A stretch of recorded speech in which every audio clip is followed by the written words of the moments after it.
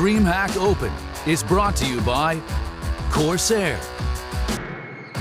Intel, and Monster Energy.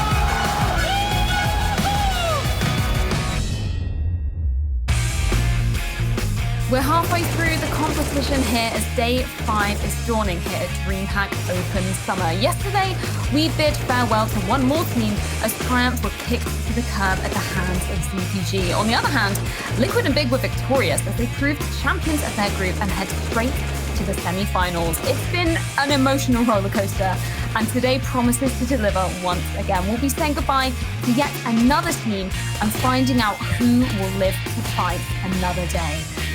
My name is Freya. Joining me, of course, on the desk are the wonderful Maui, Snick, and Foster. Now, Maui, we talk about the day dawning, and it is certainly dawning early for you over in Hawaii, but it's a great day, yes, to be waking up to. Oh, yeah. It makes it all worth it, even though I'm waking up here at 3:30 a.m., by the way. But no, it's great, and the matches we have today make it all the more exciting. Of course, going to use a couple monsters today to get through it all, but I hope the games themselves will keep me energized. Exactly, indeed. And Christine, it's very early for you as well, an early start, but it's well worth getting up, especially for this first match over in EU.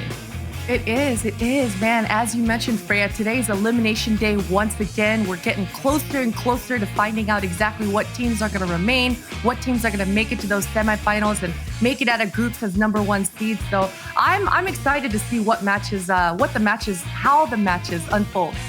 Exactly, indeed. It's going to be a huge day of games. But I think before we delve into those, it's time to relive some highlights from yesterday. And I feel like the theme here, it's going to be big. Maui, you've picked out Keto to highlight.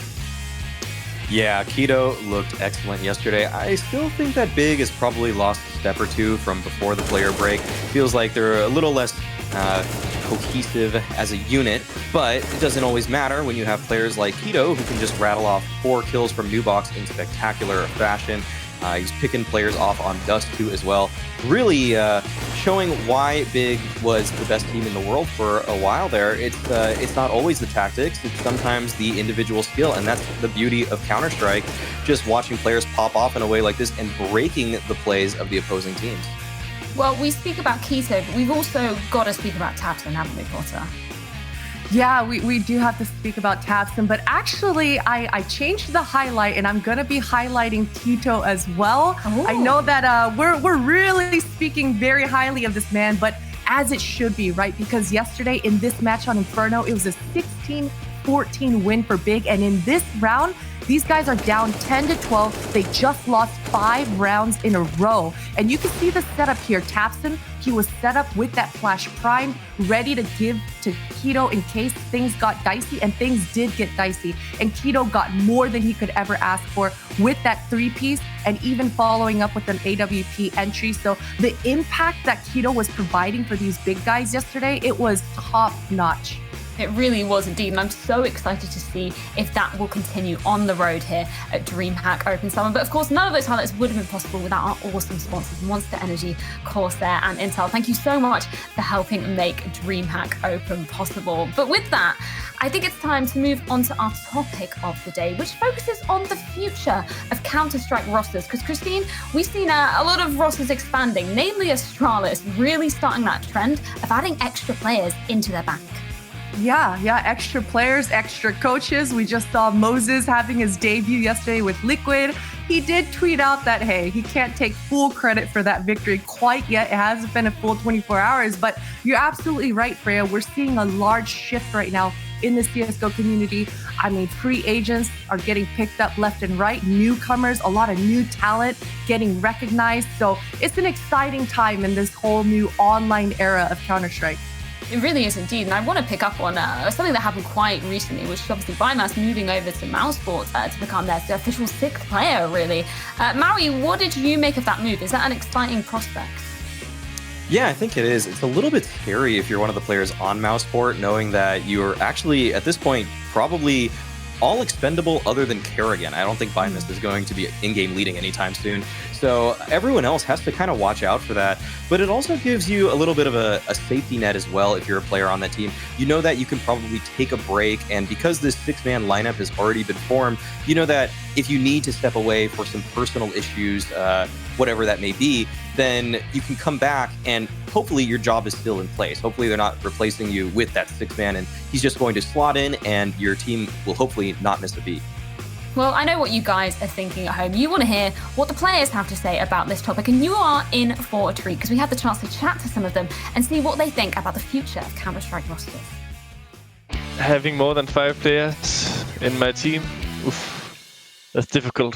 It's already difficult enough to handle 4 players and hunting as a coach. I think it brings a lot of confusion, but I'm not sure. Like, I'm just trying to imagine having 7 players on the team. It could be kind of awkward. So yeah, we have to see how Astralis kind of does it, how it plays around it, and yeah, we'll go from there. I don't know. I feel like it's going to be so hard to get everyone involved and know all the tactics depending on how they're going to do it. I'm not sure how Astralis will do it, but if they have like 3 or 4 extra players, I feel like it's going to be really, really hard to actually make it work.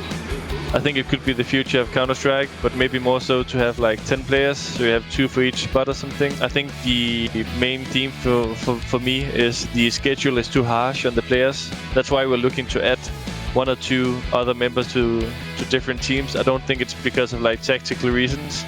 I don't really buy into that as of yet. Maybe I will in the future, but as of now, I think it's more to prevent mental burnouts and so on.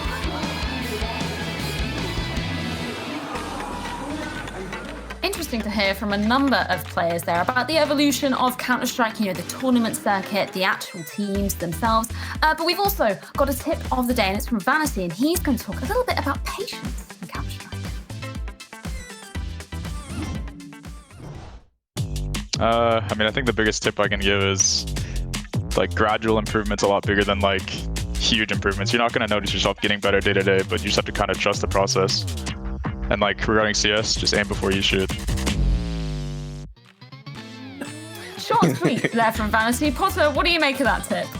Aim before you shoot. Wise words coming out of Vanity. No, but I do think he has a very good point, is to make smaller goals for yourself so that you can actually see the improvements, see the progress, and give yourself little victory laps, little victory dances, every improvement that you make, because big goals, they're great.